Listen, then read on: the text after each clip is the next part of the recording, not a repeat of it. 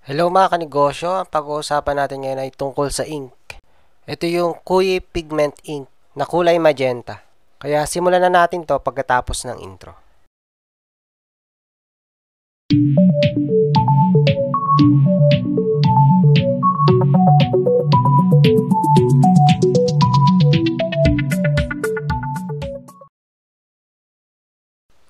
Hello mga kanegosyo, welcome sa aking channel. Ang channel na to ay tungkol sa printing.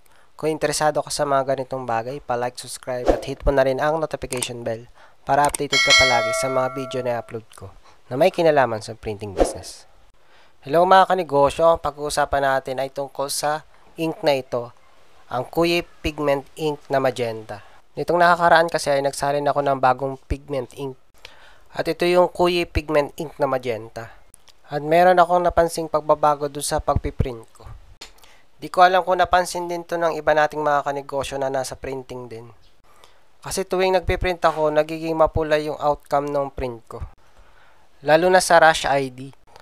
At meron akong sample dito na magkaiba talaga yung dati kong print sa print ko ngayon. Ito yung dati kong print. Natural pa yung kulay niya dito.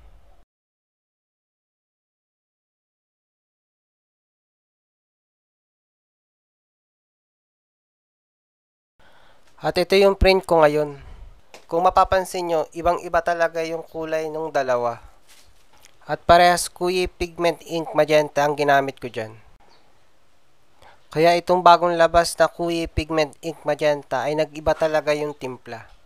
Kaya yung ginagawa nating mga print ay nagiging sobrang pula. Kaya kung tatanungin nyo ako kung ano yung mas gusto ko, yung dating kulay o yung bagong timpla ngayon ng Kuyi Pigment, mas gusto ko yung dati.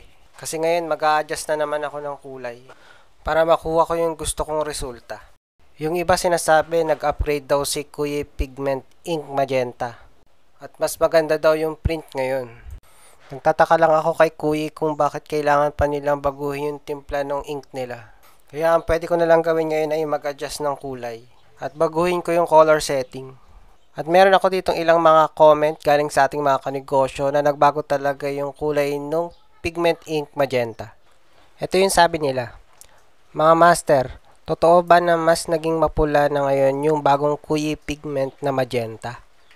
Nagtataka kasi ako, bigla na lang naging mapula yung mga print ko. Ang natatandaan ko lang, nag-refill lang ako ng Kuyi Magenta, same lang na Kuyi gamit kong Pigment Ink. Ito pa isa. Hello po, magandang gabi. Ngayon lang po kasi naubos yung Kuyi Pigment Ink ko na magenta. Tapos bumili po ako sa same store. Pero iba na ang kulay niya. Hindi sila parehas. Okay lang po ba na pagsamahin ko? Meron pang ibang post. Sabi, nakakainis bagong magenta ink na pigment ni Kuyi. Naging mapula ang kulay. Buti na lang may backup pa akong isang printer na pigment ink. Nagpa-additional print sa second page at may ipinagdagdag na sponsor. Na iba kulay ng mga print, buti na lang talaga may backup. Share ko lang. Yan yung ilan sa mga nabasa ko na nagkaroon ng pagbabago sa mga print nila sa bagong Kuyi Pigment Ink.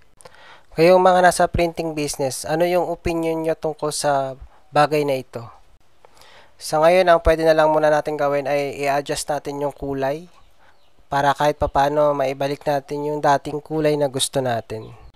Para hindi masyadong maging mapula, lalo na sa Rush ID at sa iba nating print. Bali hanggang dito na lang mga kanegosyo, pa-like, subscribe at hit mo na rin ang notification bell para updated ka palagi sa mga video na i-upload ko na may kinalaman sa printing business. Thank you!